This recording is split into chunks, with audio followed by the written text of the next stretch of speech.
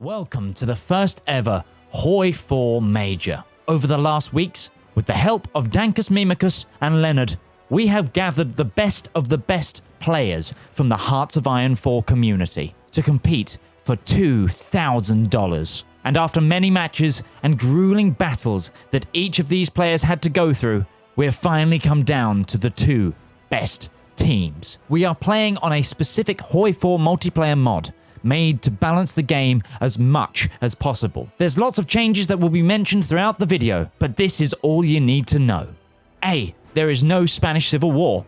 B. No Japan-China War. C. New and different focuses for each nation. D. Doctrine research was changed. And E. Air is extremely important. Green air is king. At the end of the day, it's still good old HOI4. As always, it's gonna come down to the in-the-moment decision-making and precise micromanagement. So now it's time to get into it. Who is going to win this 13 versus 13? Is it going to be Team Scraping the Barrel, represented by CMOPS and Nafe, or is it gonna be Team Skeet South? Let the battles commence. An interesting thing we saw really early on was that everybody loves scout planes. Scout planes gives you intel, and we have actually started the game. Woo! I would say, yeah, the UK is doing decryption because decrypting everybody in time is good for the UK. Already spying on Germany, and Germany's spamming out passive intelligence. So let's talk a little bit about those miners. What kind of things can we see them doing here? Like, what are their strengths? Yeah, we have seen superior firepower miners.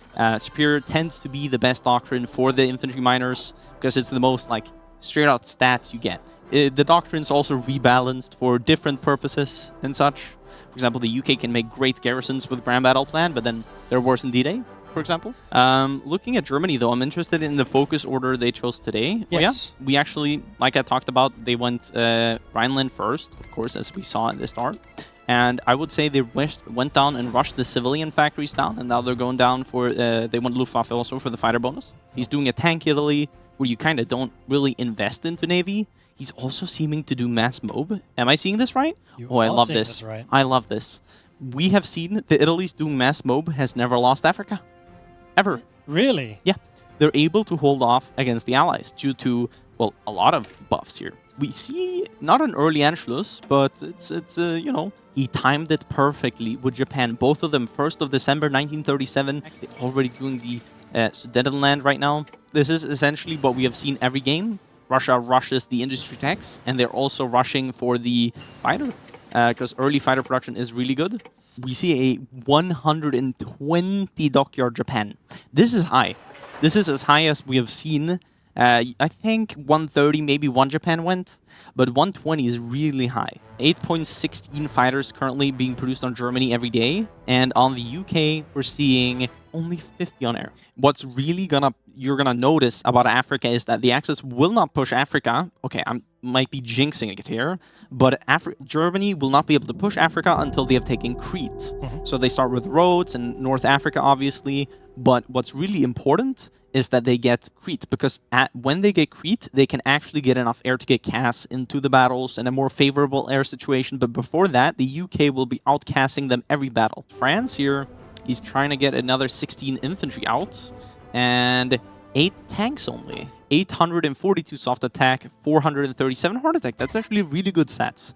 That's probably better than the German tanks, unironically. Yeah. Seeing some German movement at the moment. So yeah, they're lining up with their infantry here, and we can see it's just pure infantry with artillery.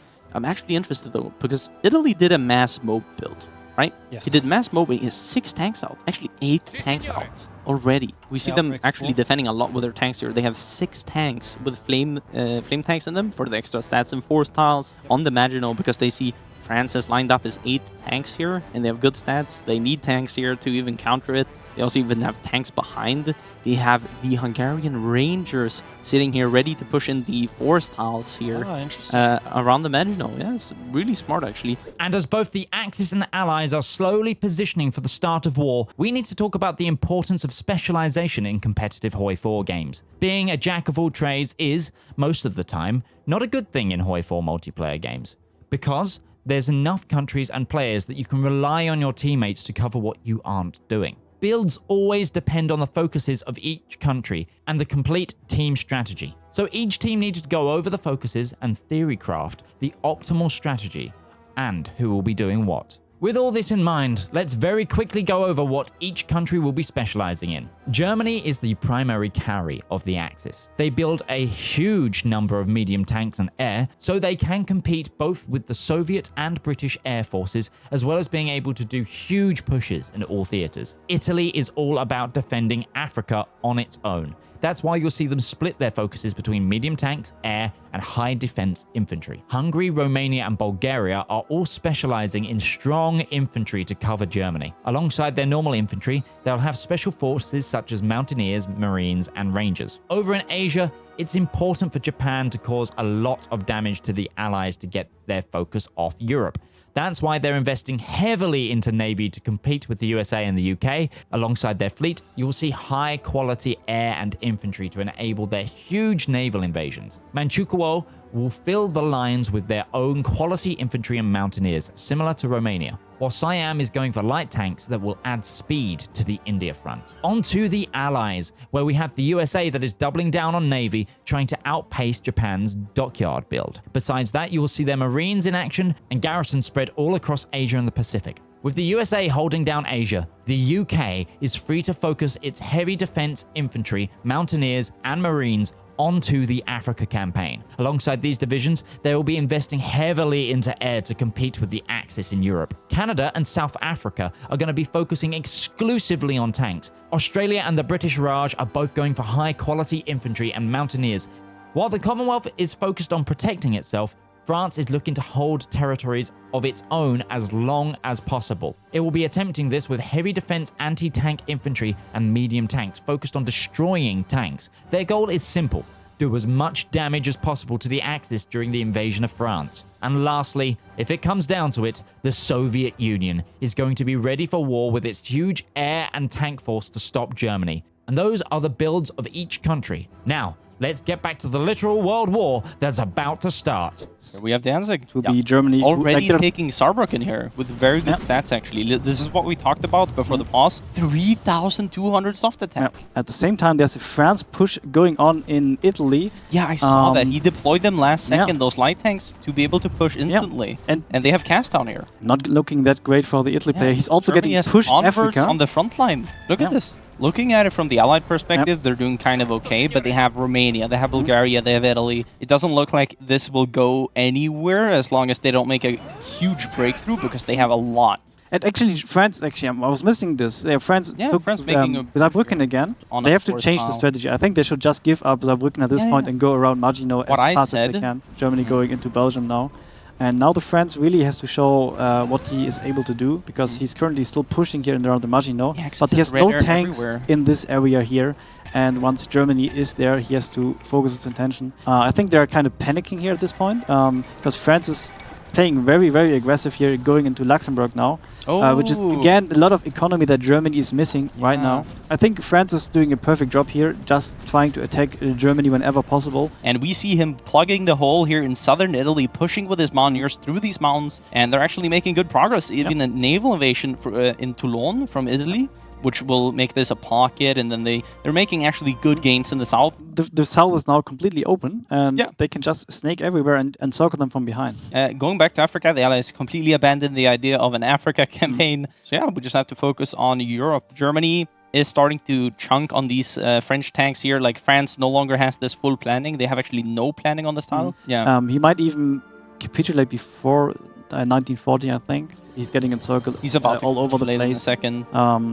But France is mostly about delaying Germany from going to Africa, so the Allies have a better preparation time. It's about the casualties he caused, and once we look at the German casualties, I will actually switch over to my screen for that. We can see that Germany so far lost 1,000 medium tanks, with its equivalent to 2 divisions. And that's an interesting graph.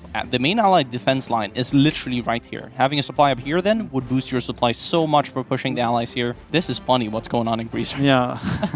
I have to switch to my PC now, because this is actually funny. First it happened in Yugo, and now it happened here again for Greece, for Bulgaria losing territory to someone not being on the front line. Yeah. We have the and tanks they have them going in. And let's actually watch from the defender's perspective, because personally I feel like it's always more interesting to watch from that. Did the allies move back? Yeah, they abandoned the first line. It was like a last-minute move back. And now we see some pings on the Mazar Matru. This is some really high stats. 2,000 soft attack, over 1,000 hard attack. Now we have the counterattack here by the Canadians, and I think they will be able to push them back. We're seeing Rüben Bubble.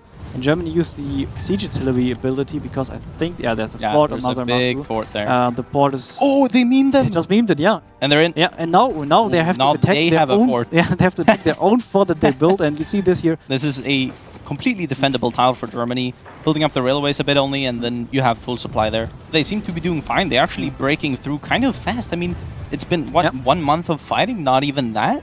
And I can't imagine that Germany has lost that many tanks. It's kind of sad that the Allies built so many forts and Germany is just taking them with ease. No issue, Ooh, we have a naval Romanian invasion marine invasion. It's Hungarians. Alexandria here, which is actually important because the Romanians are joining up with gone. 16 marines. They're just surpassing. Are they going up there in Tel Aviv? They're going Tel Aviv invasion. They took Cyprus. The Axis took Cyprus during the fighting, which made the UK have worse airports. You can see the Axis is giving no... They're being relentless here. They're not giving any break to the Allies to stop microing. We just had overrun. I don't know who got overrun. I think it was Australia. Wait a minute. The Italian fleet is engaging the UK fleet. It got out of the Med. They did not blow the Suez. That's a lost naval battle. 60 screens gone or something for nothing. So the issue was the second front is opened here. And if you look at Iran. That's true. And Australia is showing up.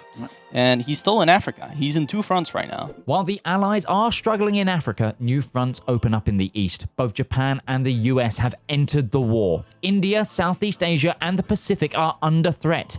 And more importantly for the Allies, the vast resources that these territories have are now under threat. Rubber is a must-have resource if you want to build a large air force. And if Japan is to take the rubber fields of Malaysia, Ceylon, and others, the Allies would have a major shortage and wouldn't be able to produce as much air as the Axis.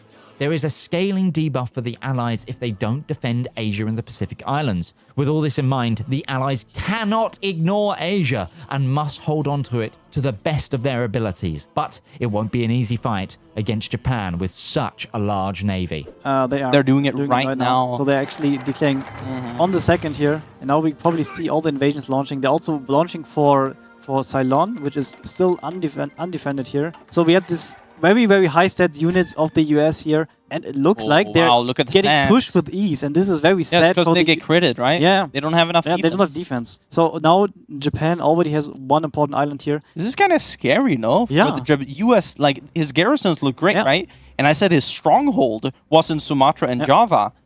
If that's his stronghold, then it got rolled like that. Besides that, we have the landing here on the Philippines. He didn't get... Wow, India actually pushed them out of Ceylon? Did Japan get out? I'm not sure he did. Cleaning up Philippines here. This is another lot of rubber here. Yeah, and but the Allies, they should still be swimming in rubber. You can see this. For now. The 2K spare.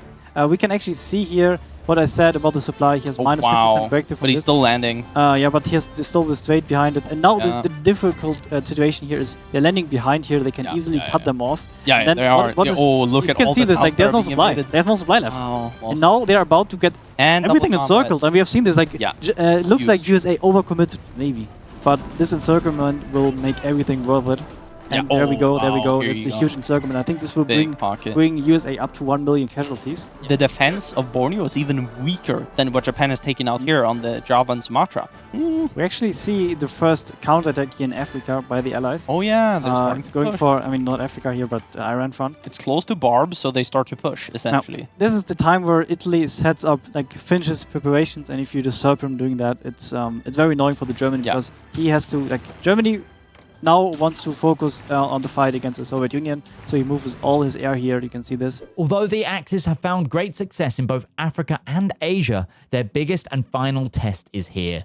The invasion of the Soviet Union. Operation Barbarossa is about to happen, and the moment the Axis invade, they will be on borrowed time. Day by day, the Allies are getting stronger, and it is crucial for the Axis to find early success against the Soviets. This is the decisive moment to see which team will take home that $2,000 prize and win this tournament. Combined, the Comintern and the Allies do have a similar number of tanks, but the Axis have the advantage of their tank force being more consolidated. The crucial advantage that the Allies currently have over the Axis is the plane count, where the Soviet Union alone almost matches the number of planes the Axis have. In terms of naval dockyards, the Allies are winning. But once again, Japan has the advantage of their fleet being consolidated, whilst the Allies are spread out. Now, with all those stats out of the way, let's get into it. It's time for the final phase of the Grand Finals, Operation Barbarossa. I guess Romania is spamming less good stuff. Now they're going for the safe call here. They're defending the so-called Stalin line here. We're actually missing something here. True. We have already a strong push by the Allies here. Yeah, really early on too. Barbarossa, the main front. They just crossed the river and they also took Kiev already. And the first hull in Vitebsk has also fallen. I'm pretty sure Germany will be making swift progress here and maybe going for the Gomel pocket. Constant combats going on here everywhere. But actually getting countered by the Soviets here. Very countered. They're even doing, like, I would say a full-scale Ukraine offensive here. Push down south, and I think there's one Soviet tank. Oh yeah, they got dead. This is the first Stockman we saw, right? The Allies still have the tanks in the rush. They still have 6 Allied medium tanks, 8 even. USA has built 0 screens. It's just a full battleship fleet, literally. We see that Germany pushed a little bit more in this area here in Chernigov. I would say both are kind of stable. They managed to secure large parts here of the north. Whoa. How the situation is. Russia's actually doing a counter-offensive in the north. Somewhat of one at least, right? Like, they have great stats. The Axis is out of supply, getting minus 40% attack on the Axis tanks. The Allies seem to have taken Syria. Oh no, they're getting counter-pushed in Syria. I think we see like the Italian offensive going on here. Yeah, because at the same time, an offensive in the Baltics. Germany has been pushed to just being now in the Riga zone. German casualties in the south. I'll quickly switch over to my screen. Germany just got encircled with 2 tanks. No, it's a counter-encirclement of 3 tanks. 3 tanks, this is huge. What? Yeah. No way. I mean, the Soviets might be able to break that out. Oh, yeah, they are. And it might still be 2 German tanks. What is this? It's a counter-encirclement. What is this? It's overrun of 2 German tanks. Yeah, they're gone. 2 German tanks and 2 German infantry. This is huge for the Soviets. Italy holding on greatly in Africa, I would say. Like, great job. They have the air zone advantage. The US has retaken the eastern part of Java. Oh, yeah.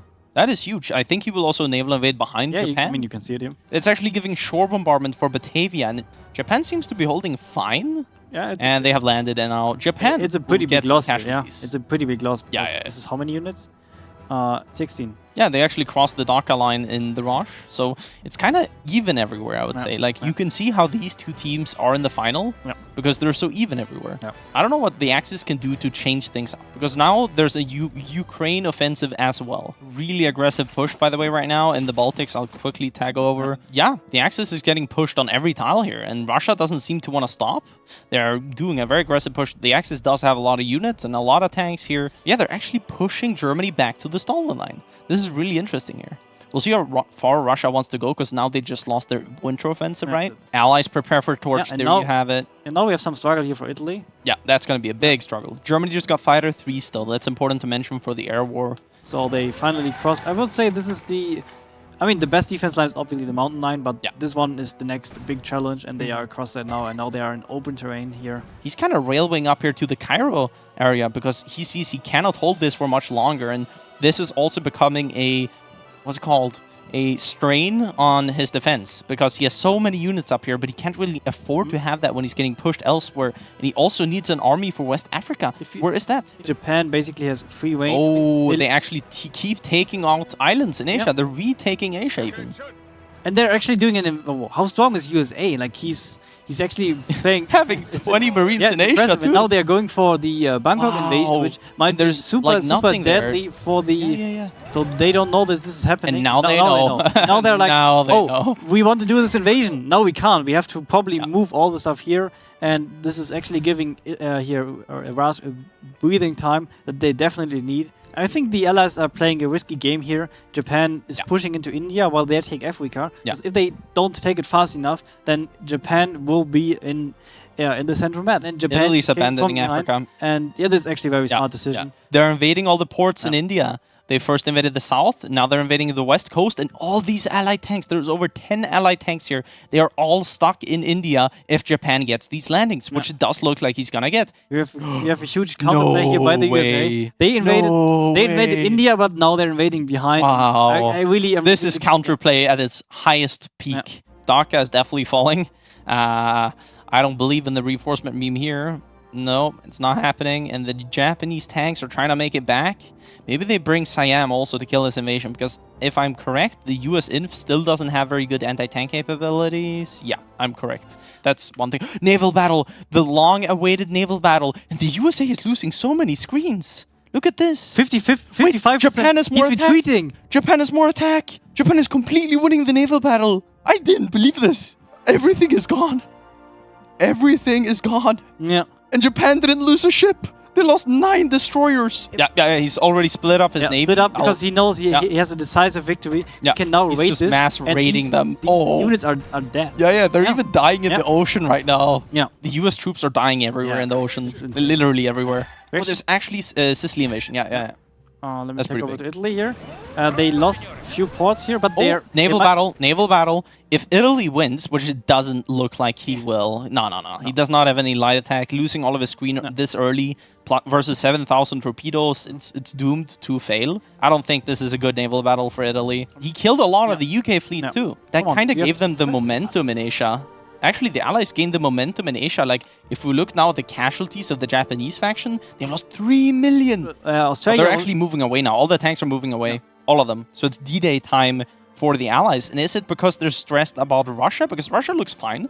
They have gotten pushed to the Moscow state now. They're actually on the gates of Moscow, so to speak. But they've actually increased their infantry count. Only lost 3 tanks since the start of the war.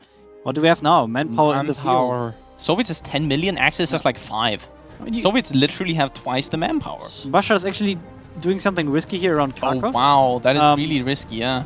It seems that they're knowing what they're doing, but it can... Oh yeah, they're actually making it you see this here? even more south. This is cut off, Poltava's cut off. That's dead. It's dead. They're not getting out. The tank is even retreating into it. There's 3 tanks. And now they can go here, they can go here and... Yeah, it might be more. It might be more. Because if Germany micros this, it might be more. The Soviets are kind Poltava should be dead. Yeah, the Soviets are pressured to retake them. And if you 3 tanks lost. If you're under pressure, you can do a mistake really quick. The Soviets lost 3 tanks in total the first year. Now, in just a week after me saying that or something, they lose another 3 to playing too risky. The Allies literally can't leave the rush with their tanks. They have to stay. You see South Africa's there. Even Australia is there. What is this here? What have we missed? They're going for South Africa. That could have game impact. I just have to say, lol, look at the resources here. Oh yeah, because Japan is raiding. They don't have to take the islands. They can just raid the UK. Yep. Oh, we have seen this one before, and it does not end good for the Allies. It is. Oh yeah, they're invading South Africa, by the way. South Africa is practically dead. There's nothing they can deploy there that gets out in time. You don't have to make stuff up here. You can see this. I actually don't know where they're all coming from. South Africa gone. Oh, they landed in Greece. Oh, so yeah. Italy's already there to kind of counter it, but he's able to take out South Africa, of course. That's really good. But they're not going to go further than this. They are going to island hop to Europe. I think he just wants to repair so he can go and raid the Allies in Europe. Like, Russia is making a good play here. They're going to go kill Finland, which would definitely make it a better front for them. Yeah, I mean, we actually have a new invasion here of Italy. Going into Rome. Rome has fallen. I mean, I know they get in for Italy dying very rapidly now, though. There's not a lot of micro on the Italian side, and they are probably lacking air, too. We'll see now Germany moving a lot of tanks to Italy. Actually, that's going to weaken the Barb front a lot. Russia's making an offensive in the south, and with this much pressure on D-Day, Japan's got to get her quick, or it might be over. The invasion in Greece is kind of stalled, I would say. I mean, they are in one tile, kind of stacked up here. You see there's 30 divisions in one tile. Everything in Europe? Wow, this invasion here is actually gonna die, it looks like. Like, look at this. It looks very... Yeah, they only have 2 ports left, and one of them is about to fall. But they're getting memed on these tiles. They have so many divisions, but they can't fill out the combat with. That's really bad for them. But are they doing that great on Barb, though? I feel like Russia, they're back in Ukraine. Germany is getting some... Oh, they took out Finland also. Well, they took out Finland. That's huge from them. There you go. It's the white piece, and Finland is out. The USA has landed in southern France now with like 30 Marines-ish, and that's going to be even more air that has to be dispersed for the Axis. If they actually grab this port here, they're getting pushed from the south. Like, I think it's actually... Italy is gonna collapse soon. Yeah. He's too stretched now that USA is pushing Greece, southern France, southern Italy, central Italy. Oh, are they though? Look at this. Look at this offensive. Look at from the Axis perspective. They have nothing to counter it with. Look at the south. They have lost all their infantry or something. Yeah, they have. They might actually get the south here in circle. Yeah. I think the south here will die of Germany because they have so much stuff in the north and center. They have gotten broken on all fronts. Italian tanks have shown up, and they're taking out all the ports in southern France. All the US Marines are dead. What are these counterattacks all the time? And right now, Germany's weakness on Barb is definitely the south. They have pushed across. They're almost in Romanian territory. They need to plug that now. Look at the snake. This could be a reverse Gommel pocket. Yeah, the reverse Gommel pocket is actually pretty common. No, there's not there's no connection. This is all basically cut off from the supply system. I see at least 12 tanks in here of Germany. This is so much. I don't see how they would get this Brianz pocket out again. And now D-Day happening. They have the naval superiority. They could get naval superiority in the English Channel, and now Soviets are three tiles away from all the Axis fuel in Bucharest. The only saving grace is if Japan can get into the Central Med, raid the D-Day, and then they can kill it. Then they could, like, honestly, they have the resources to go and counterattack Russia. And they can't construct stuff, they can't produce stuff. The biggest issue I see is that they already lost Romania and Bulgaria. And Hungary is about to fall. And Hungary is also about to fall. So it looks... And even Italy now, they got the breakthrough. Oh, wait, they're pushing out D-Day? Are they? So we have this thing going on. If you're Germany and you're losing, you can still show the allies who's the boss. You can. Maybe you lose against the Soviet, but you can still show we can still beat you. We're not dead yet. Oh, they're really on their last legs here, but they don't care. They're gonna do the Endsieg focuses, doing Volkssturm focus right now. Spain's here doing it with him. That's the good fighting spirit. Yeah, look at the Hungary area where they have so much stuck, I would say.